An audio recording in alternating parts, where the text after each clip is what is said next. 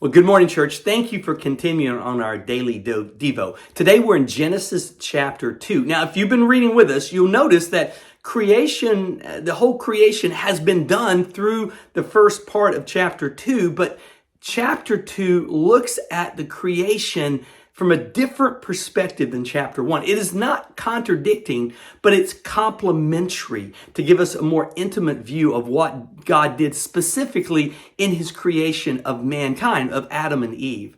And kind of like the Gospels, they are not, they're complementary of one another. They look at the life of Christ. They look from different perspectives. They don't contradict, but they complement. So chapter 2 really complements what we've seen in chapter 1. See, in chapter 1, verse 1 through the very first part of chapter 2, verse 4, we see God as transcendent, as creating by speaking. He's really separate from his creation. But starting in the second part of Genesis 2:4, we see now God moving in and personally creating. He's now shaping mankind, and kind of like a potter shaping the clay, so God is doing that. He talks about God walking in the garden with man in the cool of the day. It shows that God is holy, but he is accessible. He goes from speaking from afar to dwelling close to man. Specifically this morning, we're looking at Genesis 2:18 through 25, and the real focus there is on the creation of Eve, the creation of woman. Now think about it. At this point, God creates man. He creates Adam. And he has done all this creation. Now he creates Adam. And again, the highlight of his creation, he now is creating mankind.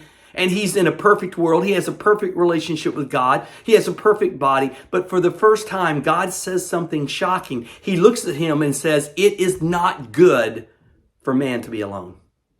See, 7 different times he's created and said after the creation, "It is good, it is good, it is good." And for the first time, he says, "It is not good." What? He sees a lack of companionship, that man is missing something. So in this account, he talks about the creation of the animals and showing the dominance of mankind. Again, that man is different than any other creation, that he's have dominance over the world. He brings animals that can be named by Adam. And think about it. He's now in this perfect relationship, and he's in the most incredible zoo that's ever existed with all kind of animals that he can have fun with and frolic with and be with, but it's not good. It's not the companionship that's needed.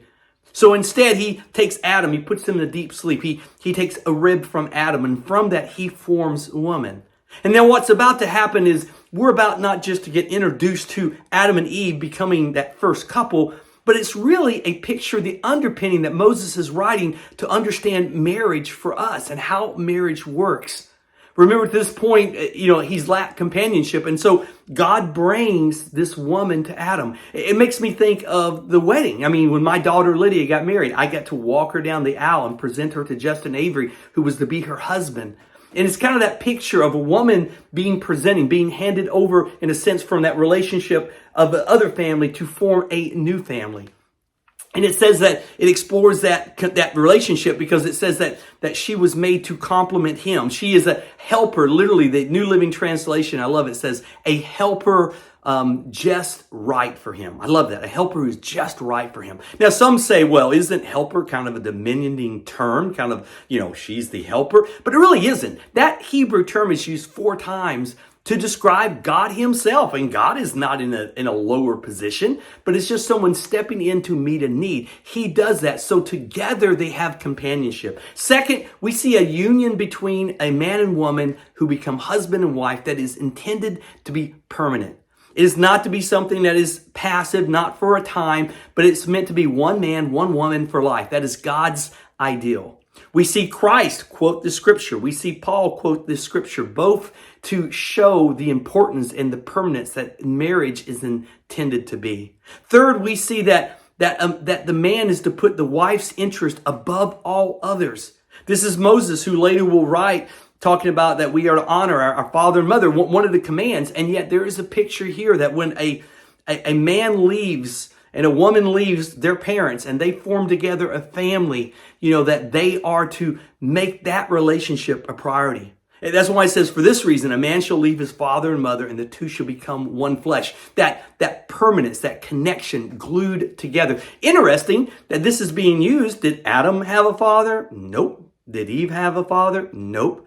He is writing this so they will understand in the broader picture of God has intended the home, that you leave this setting of your family and the husband leaves the setting of his family, and the two of you become permanent in that relationship to build your home together. And in that relationship, only your relationship with God is to be at a higher priority than your relationship between the husband and the wife.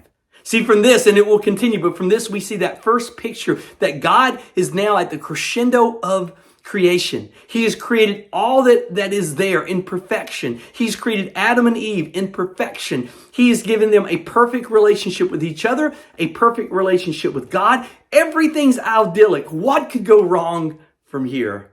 Well, I'm not giving spoilers alerts, but I think you know where we're going. Continue in our deep dive as we can see, again, as God has created this perfect world, even when man blows it, God is there to step in to restore the relationship between mankind and him.